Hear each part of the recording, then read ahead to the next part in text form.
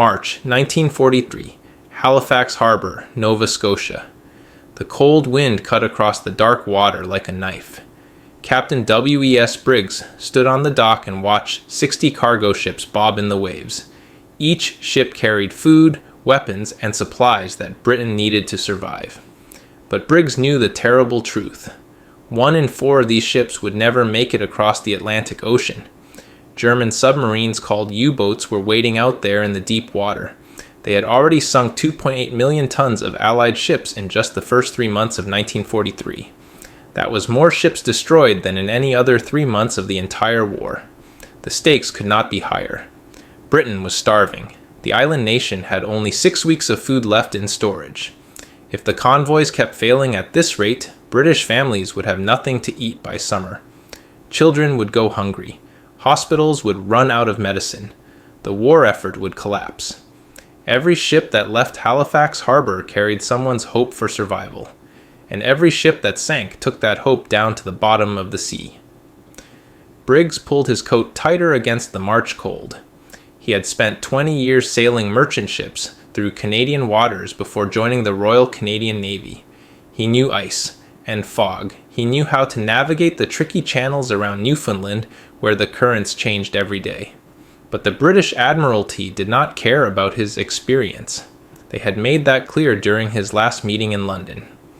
An admiral with perfect uniform and polished boots had looked down at Briggs and said the Canadian Navy was too informal, too undisciplined, too willing to break the rules. The British wanted rigid formations. They wanted convoys that moved in perfect straight lines across the ocean. They wanted everything done by the book. The problem was that the book was getting men killed. Briggs had studied the reports. British-led convoys traveled at 8 to 9 knots, which was slower than a man could run. They took 14 to 16 days to cross the Atlantic. During all that time, they moved in tight groups of 60 or more ships. The formations looked impressive. Rows of cargo vessels stretching across miles of ocean, with Navy escort ships on the edges. But to German submarine commanders, these massive convoys were like shooting fish in a barrel. The U-boats could spot them from miles away. They could gather in groups called wolf packs and attack from multiple directions. The submarines would sink 3 or 4 ships before the escorts could even react. Then, they would dive deep and disappear. Every commander knew the system was broken. But the British Admiralty refused to change their methods. They had been running convoys the same way since World War I. Tradition was more important than results. At a recent strategy meeting, a British Rear Admiral had dismissed Canadian suggestions with a wave of his hand. He said the Royal Navy had been protecting trade routes for 300 years. He said upstart colonials should focus on following orders, not questioning them. When Briggs suggested trying smaller, faster convoy groups, the Admiral actually laughed. He called the idea undisciplined and dangerous. He said breaking up the massive formations would only give the Germans more targets. But Briggs had seen something the British admirals missed. He remembered navigating the St. Lawrence River during ice season. The water changed every day. Channels that were safe on Monday could be blocked by Tuesday. Smart captains never took the same route twice. They stayed flexible. They adapted. They survived by being unpredictable. The Germans were not stupid. They had broken Allied communication codes. They knew where the big convoys would be. They could position their wolf packs right in the path and wait. The British were making it easy for them by doing everything the same way every single time. Standing on that cold dock in Halifax, watching those 60 ships prepare for another doomed crossing, Briggs had a realization. Canada did not have 300 years of Navy tradition. The Royal Canadian Navy was new and small. It had only 47 corvettes and destroyers compared to Britain's 200 escort vessels. But maybe that was actually an advantage. Maybe being small meant being able to change. Maybe having less tradition meant having more freedom to try new ideas. The Canadian sailors had learned to navigate by adapting to rivers and lakes that never stayed the same. They had learned that sometimes the best way to survive was to be impossible to predict. What if they could apply those same lessons to the Atlantic Ocean? What if, instead of one massive convoy, they sent 3 or 4 smaller groups on different days? What if each group took a different route? What if they use Canada's knowledge of Newfoundland's tricky geography to create departure patterns that the Germans could never track? The British would call it chaos. They would say it violated every rule in their 300-year-old playbook. But Briggs did not care about playbooks anymore. He cared about the 6 weeks of food Britain had left. He cared about the 1 in 4 ships that never made it home. He cared about trying something new before it was too late. The supply route that no one could match was not going to come from London's rigid formations. It was going to come from doing exactly what the British admirals feared most: breaking the rules, being unpredictable, and trusting that sometimes the best naval strategy came not from centuries of tradition, but from sailors who knew how to survive when the path kept changing. Briggs called his plan the Maple Leaf Up System. The name came from a simple signal flag. When ships saw the Canadian maple leaf flag raised, they knew to prepare for something different, something the British had never tried before. Instead of gathering 60 ships into one massive convoy, Briggs would split them into 3 or 4 smaller groups. Each group would have only 15 to 20 ships. More importantly, each group would leave on a different day and take a completely different route across the Atlantic. The technical details were simple but revolutionary. Traditional British convoys sailed in tight formations that stretched for miles. Every ship had an exact position to maintain. If one ship fell behind, the whole convoy had to slow down. This meant the massive groups could only travel at the speed of the slowest vessel, usually 8.5 knots. But Briggs realized that smaller groups could move faster. Ships that were similar in speed could be grouped together. A convoy of newer cargo ships could maintain 11 or even 12 knots. That meant crossing the ocean in 11 days instead of 16. 5 fewer days of exposure to German submarines. 5 fewer days of danger. The route system was even more clever. Briggs worked with Canadian navigators who knew every rock and current around Newfoundland. Together they mapped out 7 different paths across the Atlantic. Some routes went far north, almost touching the ice fields. Others swung south toward the warmer waters. A few cut straight across the middle. The key was that German submarines never knew which route a convoy would take. Even better, the routes changed based on weather and intelligence reports. If Allied codebreakers learned that U-boats were gathering in one area, the Canadian convoys simply took a different path. The ocean was vast. Without knowing exactly where to look, the German wolf packs were hunting in the dark. In February 1943, Briggs convinced his commanders to let him test the idea. He took 18 cargo ships loaded with grain and steel. Instead of following the usual Halifax to Liverpool route, his convoy zigzagged north toward Greenland, then cut sharply southeast. They maintained 11.5 knots the entire crossing. German radio operators reported confused messages. U-boat commanders kept reporting that they had found the convoy's position, but when they arrived, the ocean was empty. Briggs had already changed direction. 11 days after leaving Halifax, all 18 ships arrived safely in Liverpool. Not a single vessel lost. Not a single torpedo fired at them. The trial convoy had crossed the Atlantic faster than any large group in the entire war. The British Admiralty was not impressed. They sent an urgent message to Halifax demanding an explanation. How dare the Canadians abandon proper formation? How dare they ignore the established routes? A commander from London arrived in person to lecture Briggs. He stood in the small Halifax naval office and pounded his fist on the desk. He said the February crossing was just luck. He said the proven methods had worked for generations. He said Britain expected Canada to follow Royal Navy procedures, not make up new ones. He ordered an immediate return to traditional convoy operations, larger groups, rigid formations, established routes, everything by the book. But Briggs had an unexpected ally. Rear Admiral Leonard Murray commanded all Canadian naval operations in the North Atlantic. He was the first Canadian in history to command an entire theater of war. Murray had read the reports from the February crossing. He had studied the numbers. 0 losses, 11 days, 11.5 knots. Murray understood what the British commanders refused to see. The old methods were failing. It was time to try something new. Murray did something bold. He went over the heads of the British Admiralty and sent a direct message to Prime Minister Winston Churchill himself. In that message, Murray explained the Maple Leaf Up system. He included the exact statistics from the trial run. He asked for permission to prove that Canada had found a better way. Churchill's response came back within a week. One word: proceed. In April 1943, the first major implementation began. 4 separate convoy groups prepared to leave Halifax. Group 1 had 19 cargo ships carrying food. Group 2 had 17 ships with weapons and ammunition. Group 3 had 20 vessels loaded with oil and fuel. Group 4 had 17 ships carrying trucks and equipment, 73 ships total, but they would not leave together. Group 1 departed on April 3rd. Group 2 left on April 6th. Group 3 sailed on April 9th. Group 4 went out on April 12th. Each group took a different route. Each had different escort ships.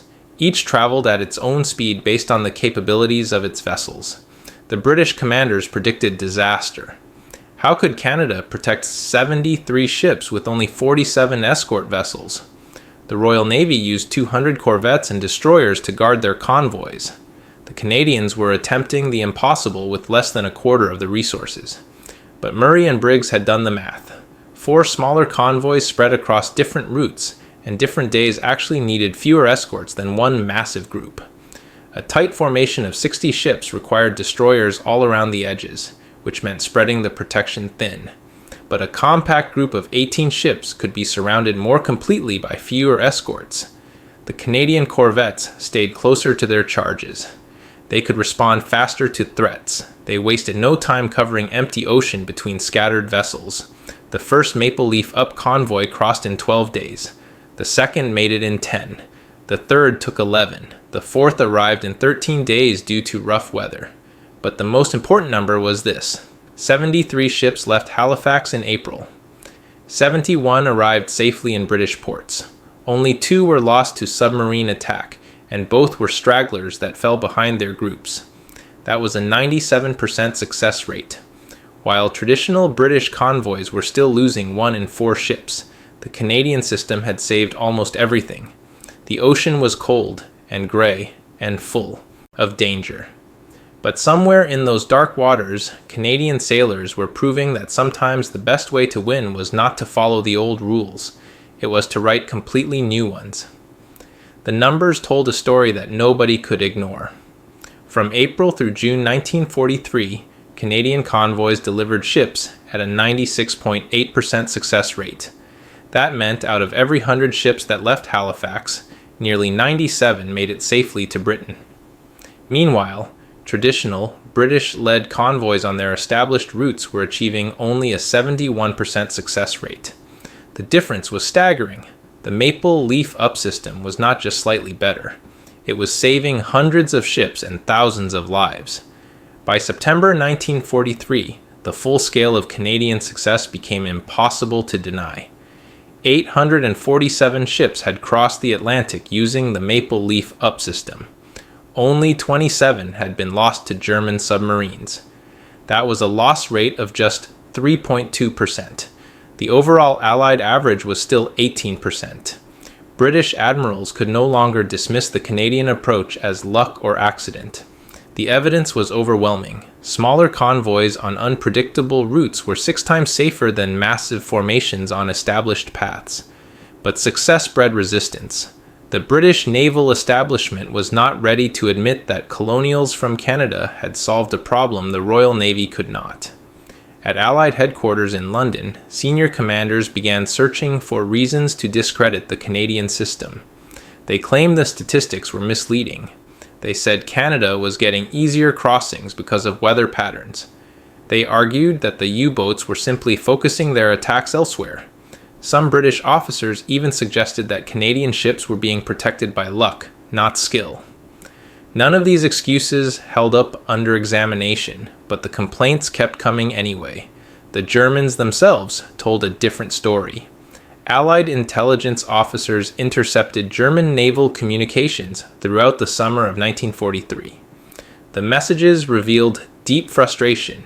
U-boat commanders reported spotting convoys, only to arrive at the predicted interception point and find nothing. One German captain sent an angry message asking why headquarters kept giving him wrong positions. Another complained about chasing phantom convoys that seemed to vanish into fog. The German submarine command could not understand what was happening. Their best mathematicians had calculated where British convoys should be based on years of patterns. But the Canadian ships were not following any pattern at all. One vivid incident showed exactly how the system worked. On a foggy night in July, a Canadian convoy of 16 ships was crossing the mid-Atlantic. German intelligence had cracked enough Allied codes to know a convoy was in the area. A wolf pack of 5 U-boats moved into position. They spread out across 20 miles of ocean, waiting in the dark. Water. Their orders were clear. The convoy would pass through at dawn. It was a perfect ambush, except the convoy commander aboard the lead Canadian corvette had received a warning about U-boat activity. At midnight, he raised the Maple Leaf up signal. The fog was so thick that sailors could barely see the ships next to them, but every captain knew what to do. On the signal, the convoy scattered. Group 1 turned north. Group 2 went south. Group 3 continued straight. Group 4 swung east. By sunrise, the 16 ships were spread across 70 miles of ocean, each heading in a different direction. The German submarines sat at their intercept point and watched empty waves roll past. They had been hunting a convoy that was no longer there. While Canadian convoys thrived, traditional British routes continued to suffer. The SC convoys, which stood for slow convoy, and the HX convoys, which meant Halifax Express but followed old British methods, were still losing 12 to 15% of their ships. These formations left from the same ports at predictable times. They followed routes that German intelligence could map in advance. U-boat wolf packs positioned themselves along these known paths like hunters setting traps. The contrast was brutal and obvious. Canadian flexibility saved ships. British rigidity sank them. In July 1943, an Allied naval conference was held in London to discuss convoy strategy. Rear Admiral Murray presented the Canadian statistics. He brought charts showing the routes, graphs displaying the success rates, and testimonies from merchant captains who had survived multiple crossings. British commanders sat in uncomfortable silence as the evidence mounted. Finally, a Royal Navy admiral stood and made a statement that was recorded in the official minutes. He said, and these were his exact words, that the Canadian approach had proven unexpectedly effective and deserved further consideration. It was the closest thing to an admission of defeat that the British Admiralty would allow. The same officers who had called the system undisciplined and dangerous were now recommending that others study it. The unexpected applications came quickly. Allied planners were already thinking about D-Day. When the invasion of France finally happened, thousands of ships would need to cross the English Channel carrying troops and supplies. The original plans called for massive formations, the same kind the British had always used.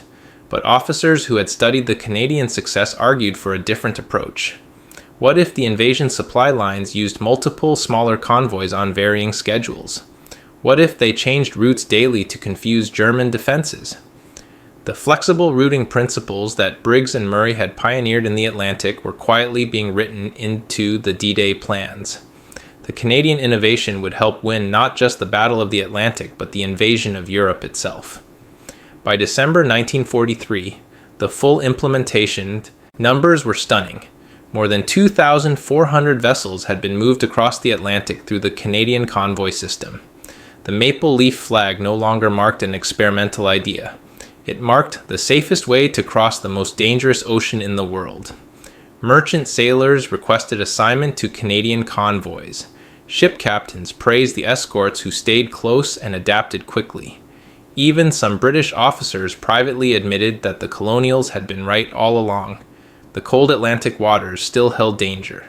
U-boats still hunted. Torpedoes still struck.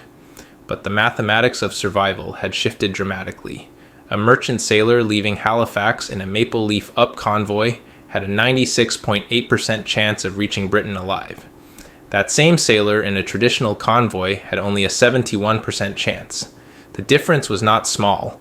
It was the difference between hope and despair. Between families who got their fathers back and families who did not. Between a Britain that could keep fighting and a Britain that might starve. The Canadian system had turned the tide of the Atlantic War not with bigger guns or more ships, but with something simpler and more powerful. The courage to break old rules and try something new when everything was on the line. The war ended in 1945, but the lessons of the Maple Leaf Up system lived on. When the Cold War began just a few years later, naval planners faced a new threat. Soviet submarines were faster and quieter than German U-boats had ever been. The old British methods of rigid formations on predictable routes would never work against this new danger. So when NATO was formed to protect the Atlantic Alliance, the organization looked for better ways to move ships across dangerous waters. They found their answer in the Canadian files from 1943, the variable routing system, the smaller convoy groups, the unpredictable schedules. All of it became the foundation for NATO convoy doctrine. What had started as a desperate experiment by undisciplined colonials became the standard practice for the most powerful military alliance in history. By the 1950s, navies around the world were teaching the Canadian approach in their training schools. Young officers learned that flexibility mattered more than formation. They studied how to vary routes and timing. They practiced breaking convoys into smaller groups that could adapt to threats.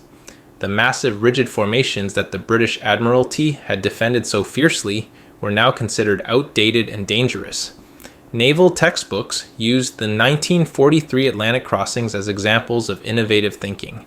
They showed the statistics: 96.8% versus 71%, 3.2% losses versus 18%. The numbers spoke for themselves. A small navy with limited resources had outperformed the greatest naval power in the world by being willing to question everything. But Captain W.E.S. Briggs never received the recognition he deserved. When the war ended in 1946, he was quietly retired from the Royal Canadian Navy. There were no medals for revolutionizing convoy tactics, no public ceremonies honoring the man who had saved hundreds of ships. The British Admiralty never officially credited Canada for developing the system that won the Battle of the Atlantic. In their official histories, they described improved convoy methods without mentioning who had invented them. Briggs went back to Halifax and took a job as a harbor pilot. For 16 years, until 1962, he guided ships through the same waters where his great experiment had begun. Sailors who worked with him had no idea that the quiet pilot bringing their vessels safely to dock had once changed the course of naval warfare. The story of the Maple Leaf Up convoys teaches us something important about how innovation actually happens. The greatest breakthroughs rarely come from the people at the top. They do not come from the experts with the most experience or the longest list of achievements. They come from the people on the edges, the ones who are dismissed as too informal or too unconventional, the ones who do not have enough respect for tradition to be afraid of breaking it. Briggs was not supposed to be the person who solved the convoy crisis. He was a merchant sailor turned naval officer in a small colonial navy. The British Admiralty had 300 years of experience. They had massive resources and the finest naval minds in the world. But all their experience and resources kept leading them to the same failing methods. It took an outsider to see what they could not. Sometimes the most valuable perspective comes from the person everyone underestimates. This lesson echoes across history and into our present day. The principles that saved Allied convoys in 1943 show up in surprising places today. Modern cybersecurity experts talk about something called moving target defense. The idea is simple. If hackers cannot predict where your data is or how your system is configured, they cannot attack it effectively. Companies now randomly change their network addresses, shuffle their server locations, and vary their security protocols.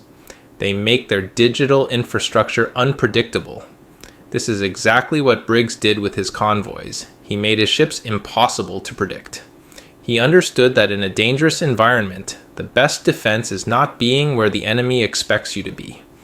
A 79-year-old naval strategy is now protecting bank accounts and hospital records and government secrets. The Atlantic Ocean and the internet seem completely different, but the mathematics of survival are the same. Unpredictability protects, rigidity kills. The philosophical truth buried in this history runs even deeper. We like to think that military power comes from having the most weapons, or the biggest ships, or the toughest soldiers. We admire strength and force. We build monuments to firepower. But the maple leaf-up convoys proved something different.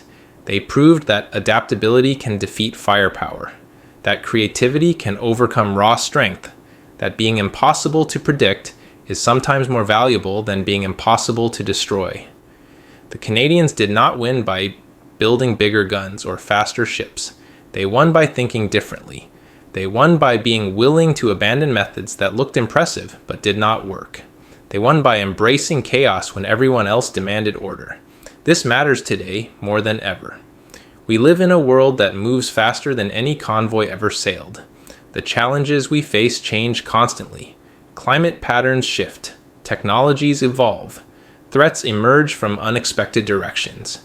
The organizations and nations that survive will not be the ones with the most rigid plans or the longest traditions. They will be the ones willing to adapt, the ones brave enough to try new approaches when old methods fail, the ones humble enough to learn from people they might have dismissed.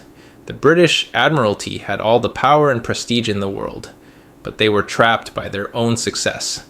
Their 300 years of tradition had become a prison. It took sailors from a young nation with no naval tradition to show them a better way. The cold waters off Halifax still roll with the same waves that carried those convoys to Britain. Ships still leave that harbor carrying cargo across the Atlantic, but they travel in a world made safer by men who understood a simple truth.